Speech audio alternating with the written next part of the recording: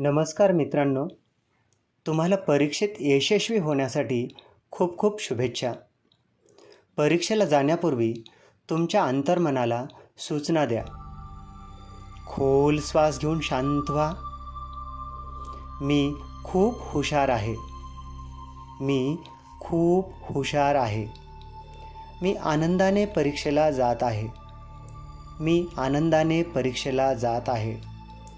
माझा आत्मविश्वास खूप वाढलेला आहे.